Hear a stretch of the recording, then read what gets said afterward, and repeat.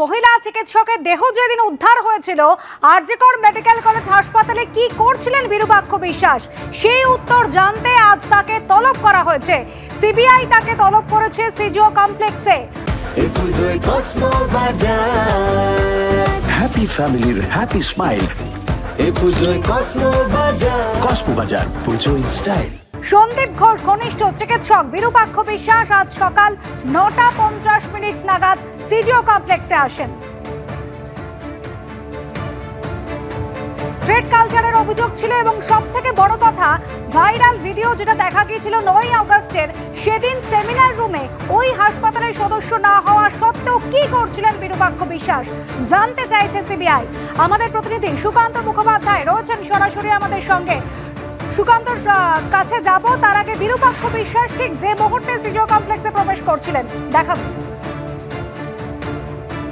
আমি জানি না, কথা বলে ভিতরে তবে এসে এমনি ঘটনার পরদিন যখন দেহ উদ্ধার হয়েছিল তখন তো আপনি ছিলেন ওখানে। ঘটনা আমি কথা বলে সেমিনার হলেও তো আপনি কথা বলে এসে আমি নিশ্চিত। সুকান্ত মুখোপাধ্যায় আমাদের প্রতিনিধি রয়েছেন আমাদের সঙ্গে। সুকান্ত, সকাল 9:50 তিনি প্রবেশ করলেন সিজিও কমপ্লেক্সে, দুপুর 12টা বাজে, এখনো চলছে জিজ্ঞাসাবাদ। একেবারে 9:50 থেকে এখনো পর্যন্ত প্রায় 2 ঘন্টারও বেশি কিছু সময় তাকে জিজ্ঞাসাবাদ করা হচ্ছে সিবিআই তরফে। মূলত আজকে তাকে ডাকার নেপথ্যে যেটা কারণ, সিবিআই সূত্রে খবর যে তাদের কাছে যে সেমিনার হলের যে ভাইরাল ভিডিও ছিল, সেই ভাইরাল ভিডিও তাদের হাতে আসে এবং সেই ভাইরাল ভিডিও থেকে তারা একের পর এক ব্যক্তি যারা সেদিনকে উপস্থিত ছিলেন, দীর্ঘক্ষণ সেই ক্রাইম সিনের আশপাশে দীর্ঘক্ষণ যারা ঘুরে বেরিয়েছেন, তাদের একটা নামের তালিকা করা হচ্ছে। বিশেষ করে জোর আরোপ করা হচ্ছে তাদের উপরে যারা এই আরজিকর হাসপাতালের সাথে কোনোভাবে যুক্ত ছিলেন না।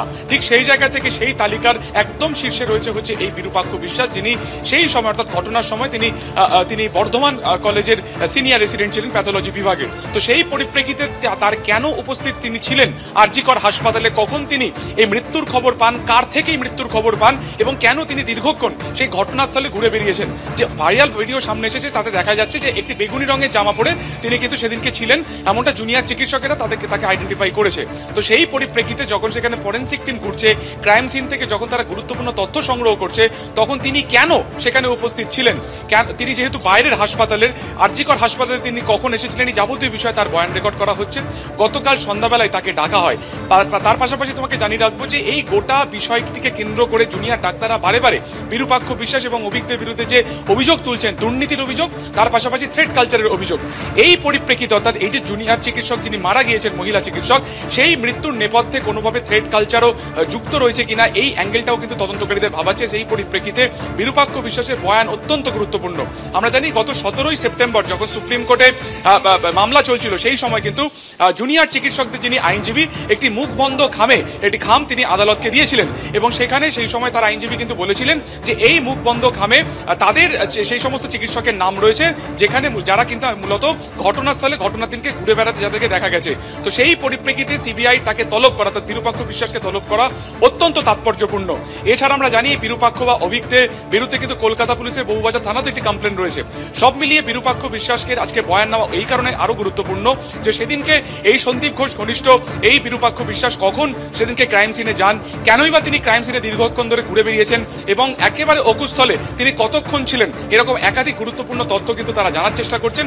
তার পাশাপাশি তার বয়ানের পরিপ্রেক্ষিতে এটাও জানা হবে যে সেদিনকে তিনি ছাড়াও অভিজ্ঞদের ছাড়াও আর কারা কারা সেখানে উপস্থিত ছিলেন এবং সেখানে তাদের মধ্যে কারা কারা কতক্ষণ ছিলেন, পুরো বিষয়টাকে কিন্তু খতিয়ে দেখা হবে। কারণ যে ভাইরাল ভিডিও সামনে এসছে, যাদেরকে দেখা যাচ্ছে, তার পাশাপাশি সেই ভিডিওর মানে একেবারে অন্তরালে যারা রয়েছেন, অর্থাৎ যাদেরকে ভিডিওতে দেখা যাচ্ছে না, তারা আর কারা কারা, পুরোটা কিন্তু তারা জানার চেষ্টা করছে বিরূপাক্ষ বিশ্বাসকে। সেই বিষয় আজকে কিন্তু বিস্তারিত জিজ্ঞাসাবাদ করা হচ্ছে এবং তার বয়ান রেকর্ডের যে পর্ব তার 10টা থেকে শুরু হয়েছে। একেবারে ধন্যবাদ সুকান্ত। কারা কারা সেদিন ছিলেন সেমিনার রুমে, সেই প্রশ্নের উত্তর খুঁজতে চাইছেন সিবিআই আধিকারিকরা, যে কারণে আজ বিরূপাক্ষ বিশ্বাসকে তলব করা হচ্ছে সিজিও কমপ্লেক্সে। 2 ঘন্টারও বেশি সময় হয়ে গেল, এখনো তার জিজ্ঞাসাবাদ চলছে।